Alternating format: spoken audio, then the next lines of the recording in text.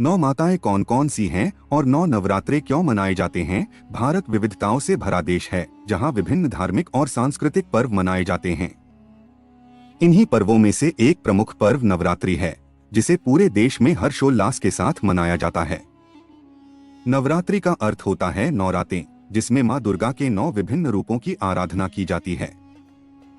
इन 9 रातों में भक्तगण मां दुर्गा की उपासना कर सुख, शांति और समृद्धि की कामना करते हैं।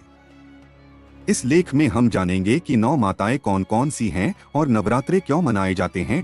9 माताएं कौन कौन सी हैं? नवरात्रि के दौरान मां दुर्गा के 9 रूपों की पूजा की जाती है। इन 9 रूपों को नवदुर्गा के नाम से जाना जाता है। ये हैं: 1. शैलपुत्री। शैलपुत्री मां दुर्गा का प्रथम स्वरूप हैं। वे राजा हिमालय की पुत्री हैं और इन्हें नंदी पर सवार देवी के रूप में दर्शाया जाता है। इनके एक हाथ में त्रिशूल और दूसरे में कमल होता है। 2. ब्रह्मचारिणी। द्वितीय दिन ब्रह्मचारिणी माता की पूजा की जाती है। वे ज्ञान, तप और संयम की प्रतीक हैं। इन्हें एक हाथ में जप माला और दूसरे हाथ में कमंडल धारण किए हुए दर्शाया जाता है।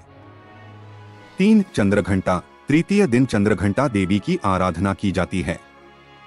इनके मस्तक पर अर्धचंद्र सुशोभित रहता है। इनका वाहन सिंह है और वे 10 भुजाओं वाली देवी हैं। 4. कूष्मांडा। चतुर्थ दिन मां कूष्मांडा की पूजा की जाती है। वे अपने दिव्य तेज से पूरे ब्रह्मांड को प्रकाशित करती हैं।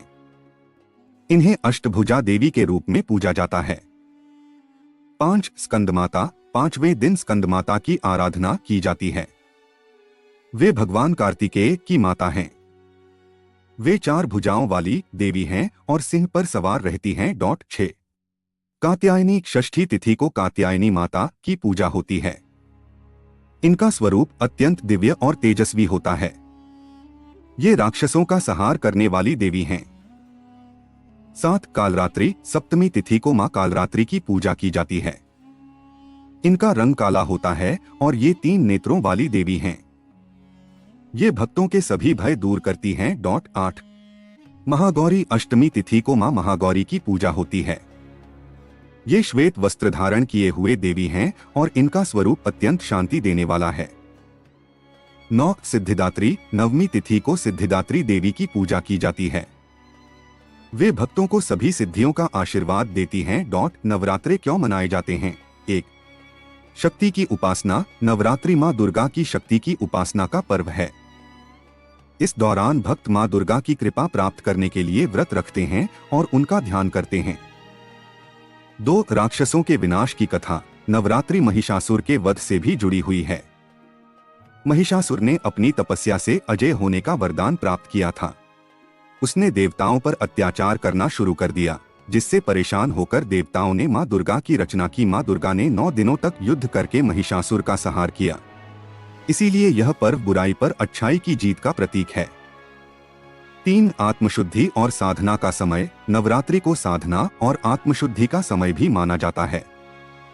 इस दौरान लोग सात्विक आहार ग्रहण करते हैं और आध्यात्मिक गतिविधियों में लीन रहते हैं। 4. मौसम परिवर्तन का समय। नवरात्रि का समय ऋतु परिवर्तन का भी समय होता है। इस दौरान शरीर को शुद्ध करने के लिए व्रत रखे जाते हैं, जिससे स्वास्थ्य लाभ भी प्राप्त होता है। 5. पारिवारिक एवं सामाजिक समरसता। नवरात्रि के दौरान लोग मिलजुल कर देवी की पूजा करते हैं, जिससे पारिवारिक एवं सामाजिक समरसता को बढ़ावा मिलता है। गरबा और डांडिया जैसे सांस्कृतिक आयोजन समाज में उत्साह और उल्लास भर देते हैं। नवरात्रि भारतीय संस्कृति और धर्म का महत्वपूर्ण पर्व है। इसमें मां दुर्गा के 9 स्वरूपों की पूजा की जाती है, जिससे भक्तों को शक्ति, ज्ञान और भक्ति की प्राप्ति होती है। यह पर्व आत्मशुद्धि, भक्ति और शक्ति की उपासना का पर्व है। नवरात्रि केवल धार्मिक आयोजन ही नहीं, बल्कि यह समाज को एकजुट करने और ऊर्जा से भरने का भी अवसर प्रदान करता है।